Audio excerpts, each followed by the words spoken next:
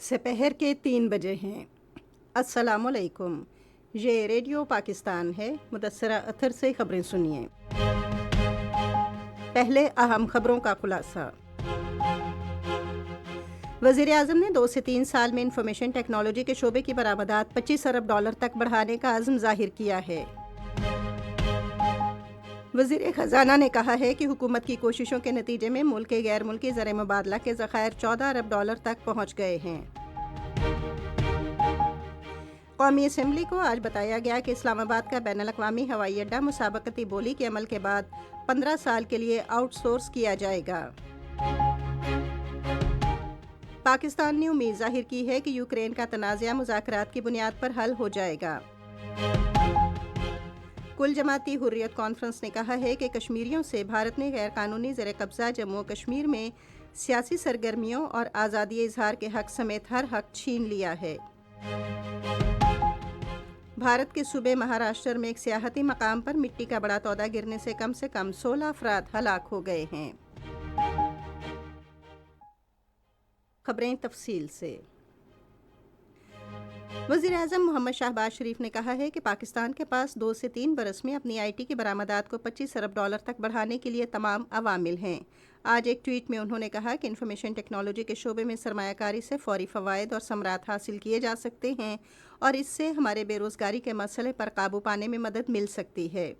شہباز شریف نے اس اعتماد کا اظہار کیا کہ خصوصی سرمایہ کاری سہولت کونسل، جو حکومت کی حکمت عملی کی نمائندگی کرتی ہے، انفارمیشن ٹیکنالوجی، زراعت، کانکنی، معدنیات اور دفاعی پیداوار کے شعبوں میں پالیسی کا تسلسل اور قبل از وقت اقدامات یقینی بنائے گی۔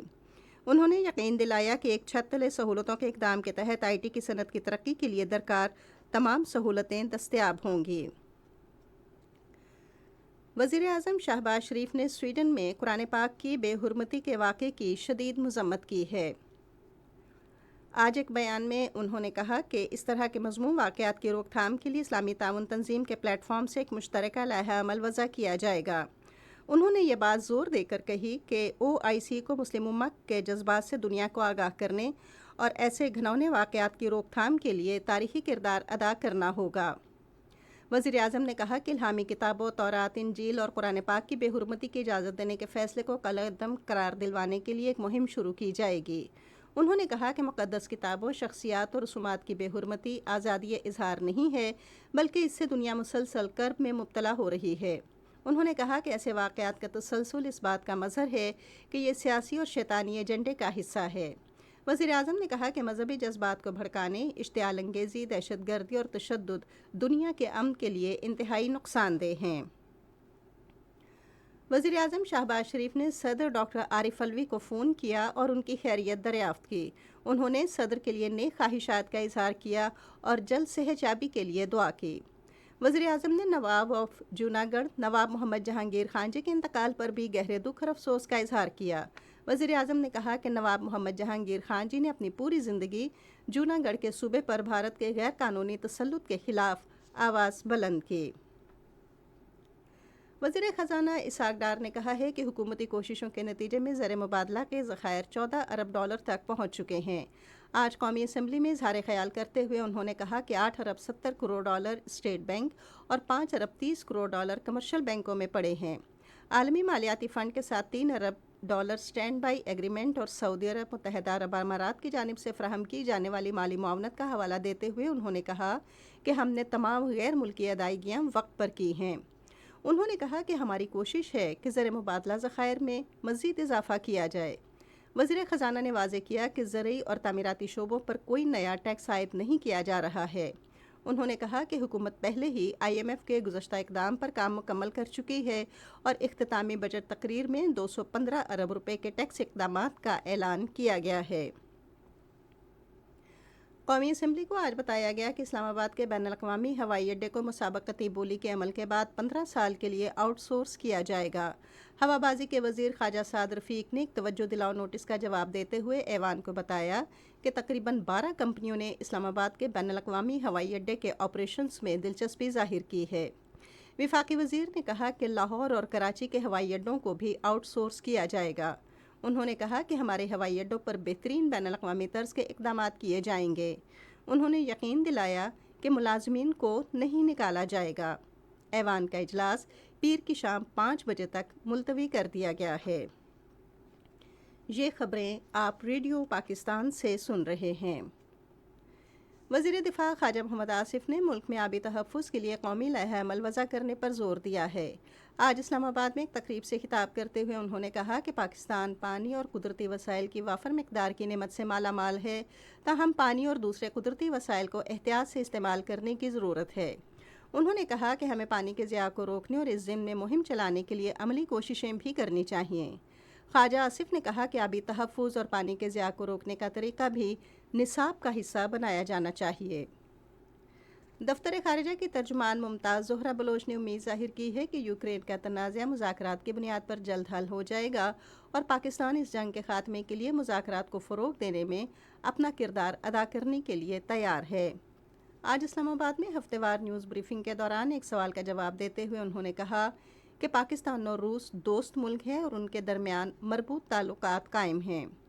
انہوں نے کہا کہ روس کے ساتھ پاکستان کے رابطے جاری رہیں گے اور اسلام آباد کو دونوں جانب شہری آبادی کی مشکلات سے متعلق تشویش ہے۔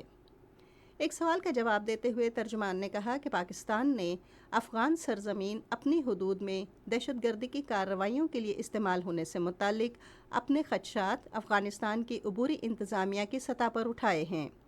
انہوں نے کہا کہ پاکستان توقع کرتا ہے کہ افغانستان کسی فرد یا تنظیم کو اپنی سرزمین، علاقائی امن و سلامتی کو خطرے میں ڈالنے کے لیے استعمال نہ کرنے دینے سے متعلق عالمی برادری کے ساتھ کیے گئے وعدے کی پاسداری کرے گا۔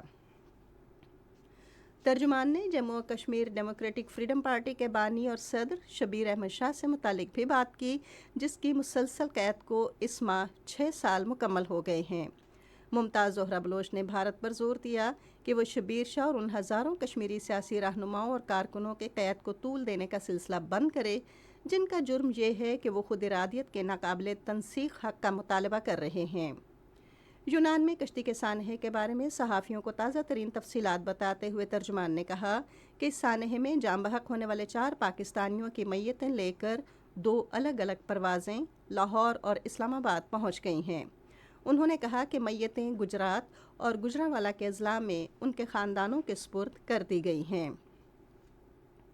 معیشت اور توانائی کے بارے میں وزیر اعظم کے رابطہ کار بلال اظہر کیانی نے سرکاری راز افشا کرنے سے متعلق قانون کی خلاف ورزی کرنے پر پاکستان تحریک انصاف کے چیئرمین کے خلاف مقدمہ درج کرنے کا مطالبہ کیا ہے۔ آج اسلام آباد میں نیوز کانفرنس سے خطاب کرتے ہوئے انہوں نے کہا کہ پی ٹی آئی کے چیئرمین نے آئین کے آرٹیکل 6 کی خلاف ورزی کی، جبکہ پی ٹی آئی حکومت کے اسپیکر اور ڈپٹی اسپیکر نے بھی آئین کی خلاف ورزی کی ہے۔ کل جماعتی حریت کانفرنس نے کہا ہے کہ کشمیریوں سے بھارت نے غیر قانونی زیر قبضہ جموں کشمیر میں سیاسی سرگرمیوں اور آزادی اظہار کے حق سمیت ہر حق چھین لیا ہے۔ کل جماعتی حریت کانفرنس کی قیادت نے سری نگر میں ایک بیان میں کہا کہ مودی کی سربراہی میں بھارتی حکومت کشمیریوں کے اجتماع اور اپنے خیالات کا اظہار کرنے تک کی اجازت نہیں دے رہی ہے اور اس نے ذرائع ابلاغ پر قدغن لگا رکھی ہے، جبکہ صحافیوں کو بلا وجہ ہراساں کیا جا رہا ہے۔ انہوں نے کہا کہ بی جے پی کی سربراہی میں بھارتی حکومت اور راشٹریہ سوائم سیوک سنگھ VHP اور بجرنگ دل جیسی انتہا پسند تنظیمیں اپنے ہندوتوائی ایجنڈے اور اپنے بیانیے کو جموں کشمیر کے مقبوضہ علاقے کے لوگوں پر مسلط کر رہی ہیں۔ بھارت کے صوبے مہاراشٹر میں سیاحتی مقام ارشال وادی میں مٹی کا ایک بڑا تودہ گرنے سے کم 16 افراد ہلاک اور 100 سے زائد لاپتہ ہو گئے ہیں۔ امدادی ٹیمیں زندہ بچ جانے والوں کو تلاش کر رہی ہیں، تاہم شدید دھند اور موسلادھار بارش امدادی کوششوں میں رکاوٹ ہے۔ خواتین کے فٹ بال عالمی کپ 2023 میں سوئٹزرلینڈ نے فلپائن کو 2 گول سے ہرا دیا ہے۔ میچ نیوزی لینڈ کے شہر ڈیونیڈن اسٹیڈیم میں کھیلا گیا ہے۔ آسٹریلیا کے شہر میلبرن میں نائجیریا اور کینیڈا کے درمیان کھیلا گیا ایک اور میچ برابر رہا۔ موسم محکمہ موسمیات کی پیشگوئی کے مطابق آئندہ 12 گھنٹے کے دوران کشمیر، گلگت بلتستان، خطہ پوٹھوہار، اسلام آباد، پنجاب، شمال مشرقی اور جنوبی بلوچستان، خیبر پختونخوا اور سندھ میں تیز ہوائیں چلنے اور گرج چمک کے ساتھ بارش کا امکان ہے۔ اس دوران کشمیر، شمال مشرقی پنجاب، خطہ پوٹھوہار، اسلام آباد، بالائی خیبر پختونخوا اور مشرقی سندھ میں بھی شدید بارش متوقع ہے۔ آج ریکارڈ کیا گیا بعض شہروں کا درجہ حرارت: اسلام آباد 29 ڈگری سینٹی گریڈ، لاہور اور مظفر آباد 31، کراچی 37، پشاور 35، کوئٹہ 34، گلگت 27، مری 20، سری نگر 26، جموں 30 اور لے 18 ڈگری سینٹی گریڈ۔ اسی کے ساتھ خبریں ختم ہوئیں۔ مزید خبروں اور تجزیوں کے لیے ہماری ویب سائٹ ہے radio.gov.pk اور فیس بک کے link radio Pakistan news official پر براہ راست ویڈیو سٹریمنگ بھی ملاحظہ کیجیے۔